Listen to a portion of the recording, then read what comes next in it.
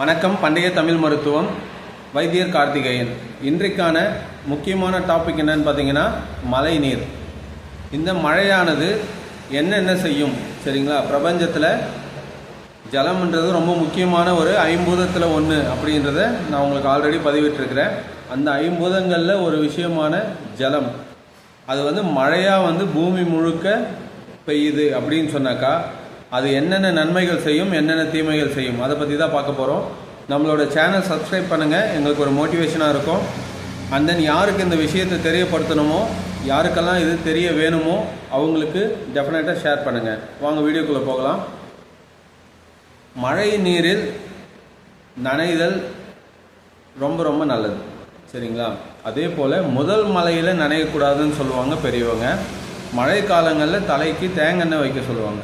தேங்காய் மழைக்காலங்களில் வைக்கும் போது என்ன ஆகும்னு கேட்டிங்கன்னா, மழை நீரினால் ஏற்படக்கூடிய குளிர் சரிங்களா, அது ஈரம் கொடுக்குற சம்மந்தமான விஷயங்கள் தடுக்கப்படும். ஏன்னா தேங்காய் எண்ணெய் கதகதப்பான ஒரு வெப்பத்தை உண்டு பண்ணும். ரெண்டாவது விஷயம், முடியோட வேர்க்கால்களில் தேங்காய் எண்ணெய் பரவி மழை நீரோடு சேர்ந்து வரக்கூடிய பொல்யூஷனை உங்களோட முடியோட வேர்க்கால்கள் அப்சர்வ் பண்ண விடாமல் ஒரு மாஸ்க் மாதிரி தடுக்கும் சரிங்களா? இது தேங்காய் எண்ணெய் வைக்கிறதுக்கான முக்கிய காரணம். முதல் மழையில் நனையக்கூடாதுன்னு யார் சொன்னாங்க? முதல் மழையில் நனைஞ்சிங்கன்னு சொன்னாக்கா நம்ம பிரபஞ்சமானது ஆகாயத்துக்கும் பூமிக்கும் இடையில் வெற்றிடம். இந்த வெற்றிடத்தில் காற்று பரவி இருக்கு. இந்த காற்று மாசுபட்டிருக்கு. பொல்யூஷன், கெமிக்கல், கார்பன் இதெல்லாமே மிக்ஸ் ஆகி காற்றோட ஃபுல்லாகவே மாசுபட்ட காற்றை தான் நம்ம சுவாசிச்சுக்கிட்டு இருக்கோம் இப்போல்லாம். இந்த காற்றோடு சேர்ந்து தான் முதல் மழையானது பூமியை சேரும். அப்படி முதல் மழையானது பூமியை சேரும் போது நீங்கள் அதை நனைஞ்சிங்கன்னு சொன்னால் டெஃபினட்டாக உங்களோட உடல்நிலை பாதிக்கும். முடியோட வேர்க்கால்களில் சோரியாசிஸ் போன்ற ஸ்கின் ப்ராப்ளம்ஸ் வரும் சரிங்களா? அலர்ஜி வரும், சிலருக்கு ரேஷஸ் வரும், இது போல் பிரச்சனைகள் எல்லாம் வரும். அதனால தான் முதல் மலையில் புது மலையில் நனையக்கூடாது அப்படின்னு பெரியவங்க சொல்லுவாங்க. இரண்டாவது விஷயம், எந்த மலையில் நனையலாம் அப்படின்னு கேட்டிங்கன்னா, நீங்கள் அடுக்கடுக்காக மழை பெய்யுது பார்த்தீங்களா? மழை காலங்களில் 5 நாள் 6 நாள் மழை பெய்துக்கிட்டே இருக்கும், காலை மாலை மதியம்னு சொல்லிட்டு. அந்த மாதிரி டைமில் நீங்கள் நனைகிறதுனால எந்த பிரச்சனையும் வராது சரிங்களா? அதே போல் மழையில் நனைஞ்சிங்கன்னு சொன்னாக்கா உடனடியாக உடம்பை தொடச்சிங்கன்னா டெஃபினட்டாக உங்களுக்கு உஷ்ண தாக்குதல் ஏற்படும் சரிங்களா? மழையில் நனையும் போது அட்லீஸ்ட் முழுக்க நனையணும். சும்மா தலையை மட்டும் நனைச்சிட்டு ஓடி போய் மறைகிறது இது போலலாம் பண்ணிங்கன்னா உங்களுக்கு வெப்பமானது எந்த இடத்துல மட்டும் மழை தூறல் வருதோ அங்கே அதிகப்பட்டு தோல் உரியறதுக்கோ இல்லைன்னா டேண்ட்ரஃப் ஃபார்ம் ஆகிறதுக்கோ இல்லைன்னா ஸ்கின்ல ரேஷஸ் உருவாகிறதுக்கோ காரணமாக இருக்கும். மழையில் நினையும் போது எப்பயுமே முழுக்க நினையணும் சரிங்களா? அப்படி நினைஞ்சிங்கன்னா தான் உங்களோட உடல் பாதிக்காது. அந்த மழைக்கான தட்பவெப்பத்துக்கு உங்களோட உடல் சப்போர்ட் பண்ணும் சரிங்களா? எந்த விதமான ப்ராப்ளமும் கொடுக்காது, உங்களுக்கு கோல்ட் ஆகாது, எந்த எஃபெக்டும் பண்ணாது சரியா? அதே போல் மழைக்காலங்களில் வரக்கூடிய தாவரங்கள், கீரை, காய்கறிகள், காளான் சரிங்களா, இது போல் விஷயங்களை நீங்கள் தாராளமாக சாப்பிட்லாம்.